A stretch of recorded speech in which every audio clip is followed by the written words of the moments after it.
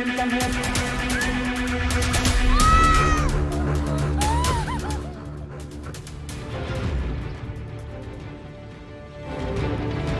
na sa 14 ang bilang ng mga nasawi dito lamang po sa bayan ng San Remigio dahil po sa malakas na paglindol nitong September 30. Yan po ay mula mismo sa lokal na pamahalaan nitong San Remigio. Sa katunayan, talagang bakas na bakas pa rito sa lugar nila kung gaano kalakas ang nangyari pagyanikit. Ito pong nakikita niyong gusali na yan. Ganyan po kataas itong gumuho na traffic command center nila. Ito na po siya ngayon.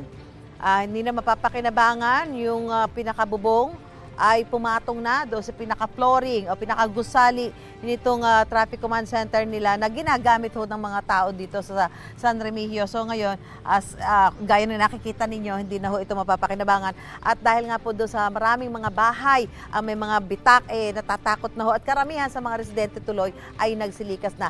Malaman ho natin mula dito kay Mayor Mariano Martinez ng San Remigio kung paano ba ang gagawin nila sa kalagayan ng ating mga kababayan. Mayor, magandang umaga po at kanina tinanong ko kayo, sabi niyo po karamihan sa mga residente po ng San Remigio ay lumikas, umalis sa kanilang mga bahay, dala ng takot o kaya naman may pinsala yung mga bahay nila. Ano po ang balak natin gawin sa mga kababayan natin na ito? For now, relief lang yung operations first kay kasadanan, most of them, yeah, right, yeah, living outside, no water, you food running out also. So mo yung problema. First problem for now is relief operations. Ano pong mabibigay na anong magagawa ng national government? O may naibigay na ho ba sa inyong tulong ang national government? Kasi on our way here, nakita ko namin sa sakop na ng San Remigio, ang dami yung mga kababayan natin na sa tabing kalsada, may mga dalang placards nang hihingi ho ng tubig at pagkain. Ano ho ang maibibigay o kung meron mang naibigay na ang national government? Okay. Yesterday, dito ang President Bongbong Marcos together with Rex Gatchalian and the people from the National Electrification Authority, we were briefed. Initially, actually, food packs from the DSWD is already coming. Okay. They promised to give us 18 to 20,000 food packs, which would answer our 20,000 households.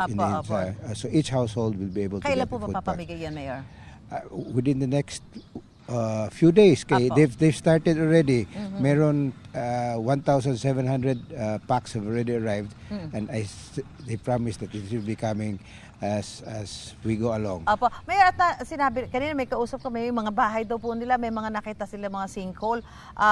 May mga sinkhole nga ba nakita dito at gaano na ho karami? Yes, for now, we've found 11 already. 11. And I'm sure that we're finding more pa as we go along. Apo. So paano ho yun? Yung mga nakatira ho ba doon, palilikasin yun na muna dahil siyempre hindi na ho magiging safe yun for them. At ang lokal na pamahalaan ho ba ay willing to provide them yung lugar, area, lupa na mapapagtayuan ng bago nilang tirahan? We will go to that in a while, no? Yeah, but for now, actually, the President was here. He released us 20 million already. So that will be, that 20 million I'm going to use for relief operations, not yet for reconstruction. But they also are giving us 75 million for infrastructure repair. But I think that will not be even enough for our government infrastructures. So yung mga balay, hopefully we will be able to answer that as we go along. We were also hit by Yolanda mga 12, 13 years ago, 14 years ago, and we were able to survive. But it took a while. Ito po malalagpasan din natin. Yes.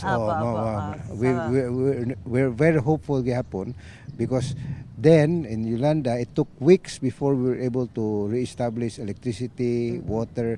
But now, we expect it to be in place, water and electricity in the next few days. Actually, may kuryente na. Mula kagabi, may kuryente na po dito. So medyo ang lang natin, yung supply po ng tubig.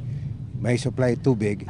And check the structures. Importante po, ma-check yung mga structure. Yung mga structures, if they're Safe. really safe and Apo. to accept electricity and water. Apo, maraming salamat po si Mayor Mariano Martinez. Actually, sabi nga ni Mayor, magagamit sana evacuation center itong kanilang San Remigio Sports Complex. Kaya lang na-damage nga po. So, kailangan magkaroon pa ng pag-check dito sa Gosalinto.